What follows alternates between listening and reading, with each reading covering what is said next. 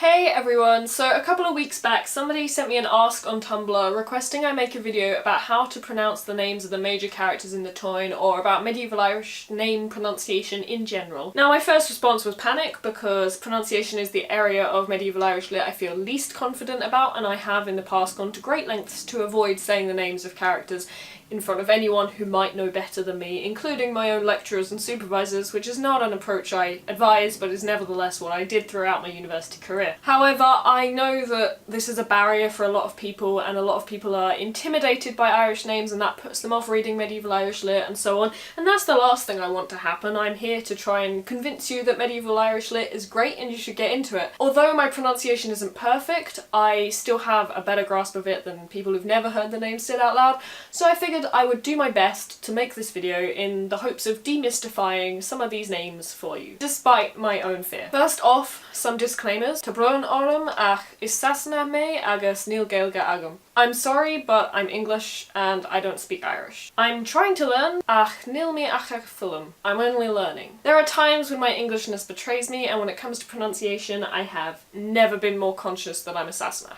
On top of that, I'm a medievalist, and some of these names have got pretty different pronunciations going on depending on whether you take a medieval or a modern approach to them. And I always take a medieval approach, but that can sound pretty weird to speakers of modern Irish because it sounds like I'm just wrong. I'll try in this video to explain those differences, and there are also some regional differences that come about not because I'm 800 years out of date, but because somebody from Connemara and somebody from Donegal is going to have a wildly different understanding of how a certain name should be pronounced, and that's just what Irish is like. So where I know variant pronunciations, I will try and give you those. So let's talk about the Táin itself. I have here my pile of Táins. Tána, I think, is the correct plural. I have a number of editions and translations and retellings. One of them's a children's book, you know, I never said they were all equal. Now the person who sent me this video request said that they had the Táin reserved at the library, so I'm assuming it's one of these, either Kinsella's translation or Carson's translation, and for the record, these are the ones I would recommend to a general reader. If you pushed me to pick one, I would go with Carson's just because I prefer his style to Kinsella's, and luckily for anyone reading these with no knowledge of medieval Irish, they have a pronunciation guide at the front. Not only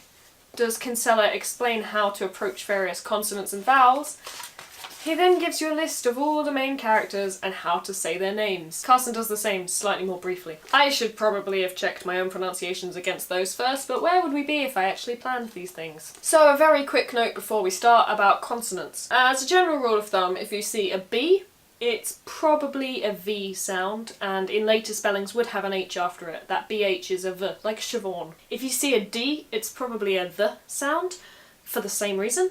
And if you see an N, it might be a W or it might be a V, depending on dialect and where it is in a word, and complicated factors like that that I, as a non-linguist, don't really understand. As an example, the name Cathford is spelt with a B in the middle, Cathbad. But that B becomes a V, so it's Cathford. There's also an alternate medieval spelling, Cathov. So you just have to bear in mind that consonants aren't always behaving the way they behave in English. It's because when they wrote Irish down, they did it based on how British people were speaking Latin, and they were very bad at Latin, so it was just totally the wrong alphabet to choose, and it went terribly wrong. Following those rules will make it about 70% easier to guess how to say a name, which is great because I am not going to go through everybody in the Táin. There are a lot of characters, and some of them only appear once before getting horribly murdered, so I'm just going to go through some of the main recurring figures. Now, the central hero of the Táin is a guy called Cuchulainn, and for me, nowadays, his name seems very self-explanatory. The Cu is Cu because the U has a fada on it, and the Chalan is just the personal name Cullen, but put into the genitive so it becomes ch instead of k, like loch or bach. Some people say it more like Hullen rather than Cullen. That's just regional dialecty stuff, I think. Now you'll notice that with this name, as with many others, where there's more than one syllable, the emphasis is on the first syllable. Cullen, not Chalain. Now I said that nowadays his name makes sense to me. When I first encountered Cuchulainn as a teenager, I had no idea how to pronounce it, and for an embarrassingly long time I called him Cuchulainn. This is my secret Celticist shame, although it's not secret because I'm telling the whole internet, and I'm telling you because we all have to start somewhere and it's okay to get it wrong, and if you've been calling him Cuchulainn all this time, you're not alone, but it's Cuchulainn. Now Cuchulainn is from Ulster. He's of the Ullaf. Now the Ullaf has this AID ending that in medieval Irish is an UV sound. But the modern word ULADH is usually pronounced Ulu, as you'll know if you've ever listened to any BBC Radio Ulu, which I do occasionally because they have some podcasts I listen to. But that AID ending is a medievalism that will often probably result in my pronunciation differing from a modern speaker's pronunciation because I take it as an UV and others do not. Now the king of the Ullaf is a guy called Conquerors, and his name varies considerably. I'm starting with the hard ones here. I call him Conquerors. This is the medieval pronunciation, more or less, and I understand that that's still how you say it if you're speaking Munster Irish. In other dialects, though, the name has undergone a number of shifts and is now pronounced more like Cruer, and I probably mangled that horribly, which is why I always go for the Conquerors pronunciation. Now sometimes you see Conquerors spelt with a BHUR at the end instead of just BAR, and that makes my pronunciation even more phonetic because as you can see that BH is a V and then you get Conquerors. That's just how it is. But you may well hear podcasts and stuff where people say Cruer, and that's not wrong. In fact, as far as they're concerned, I'm wrong. But it's just different. It's dialect, and I'm 800 years behind. Look, everything went downhill once the Normans arrived, okay? The name Conquerors also gets anglicised as Connor, which you'll often see in Victorian retellings that talk about King Connor and so on. I don't know if this is ever an accurate pronunciation of the Irish name, but that's how it gets translated into English, so Connor, Conquerors, Cruer, it's all a big mess. Another name that undergoes a considerable shift is Medb. Now I spell it M-E-D-B, and I pronounce it more or less phonetically, and you're probably looking at that and going, that's not phonetic, it should be Medb. It later becomes M-E-D-H-B-H. So these H's, they come in and take the letters hostage. Now the DH sound in medieval Irish would be a th, and the BH would be a v, hence Medb. In modern Irish though, the DH becomes silent, which leaves you with something more like Maeve, and that's how it's generally anglicised. Again, I always go with the medieval pronunciation of Medb, but your mileage may vary. She's married to a guy called Alil. I sometimes call him Alil, but I'm pretty sure that's just me being wrong, and I will endeavour to not do that in future so I don't confuse you. And they are the king and queen of Connacht. Their people are the Connachter. Now one of the most important Connacht warriors is Ferdia, whose name is fortunately pretty easy to say. I generally pronounce it the way the modern name is spelled. Ferdia. That just means dropping the second D. Sometimes you also see it spelled F-E-A-R-D-I-A-D or F-E-A-R-D-I-A. The first part of the name, the Fer, comes from the Irish word for man, which in medieval Irish is F-E-R and in modern Irish is F-E-A-R, and his name means man of the pair or man of the couple. He's the human when juxtaposed with Cuchulainn, who is, as I saw it put the other day, the dubiously human weirdo. Another major figure is Loich, who is Cuchulainn's charioteer. Spellings of his name vary hugely. Basically the only letters that stay in common are the L and the G. Now I always spell it L, A with a fada, E, G, and pronounce it Loich. But you can basically stick any combination of vowels in the middle and I will assume you're still talking about the same guy. Here are a few of the spellings I've seen.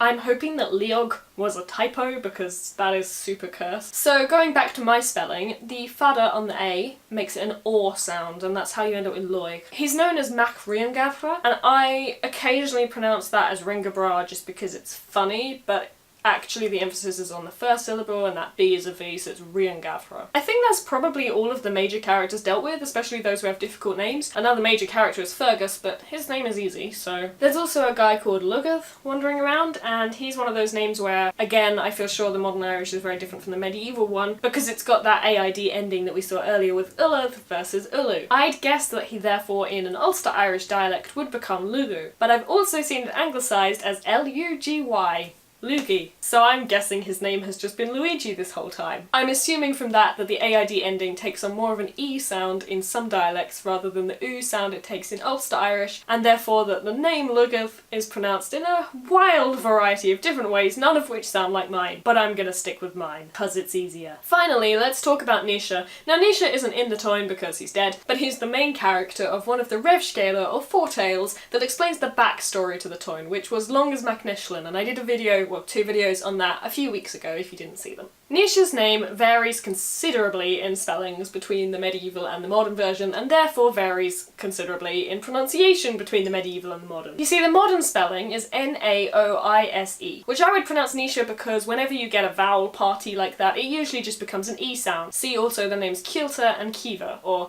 Quilter and Quiver depending on where you're from. But the medieval spelling is Noisiu, which I would pronounce as something like Noishu, which might be wrong, but that's how I'd say it. And his patronymic also varies. The older one is Mac Ishliu, as you can see in Longa's Mac Nishlan, and then it becomes Mac Ishnech, as you see in Eidoth Clanna Ishnech, which is the early modern version of the tale that the name literally translates to the violent deaths of the children of Ishnech, which is not a spoiler at all. I usually refer to Nisha as Nisha Mac Ishnech, not because I have any academic reason for doing so, but because it sounds less like someone sneezing than Noishu Mac Ishlu, which really does sound like someone's got a cold. So I hope this has helped with your pronunciation adventures and that I haven't just confused you with all this information about variants and all my hedging my bets. And if you're interested in knowing more about how medieval Irish as a whole is pronounced, you might want to look into the Sasanach spoken word website. So this is a website where there's a number of texts in several different languages where they give you the text and the translation, and then there's an audio file with somebody reading it. The person reading the medieval Irish material is Moira Nivoniga, and she's a native Irish speaker, but she's also reading it as if it's medieval Irish, so she's using the medieval pronunciation. I think her Irish is Munster Irish, but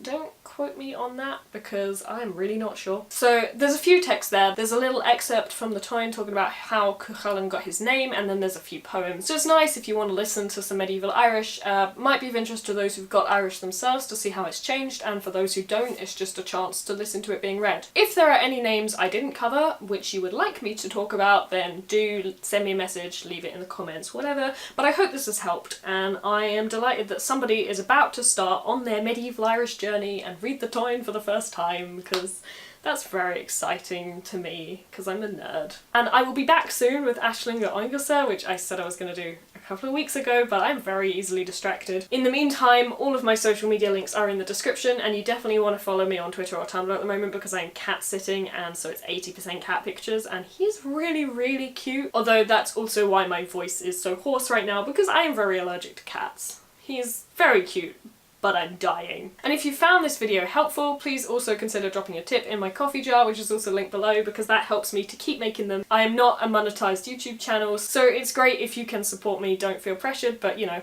it's there. The option is there. And if anyone has anything to add or wants to correct my horrific semi-medieval Frankengelga, you can, and I will try and not cry about it. Bye!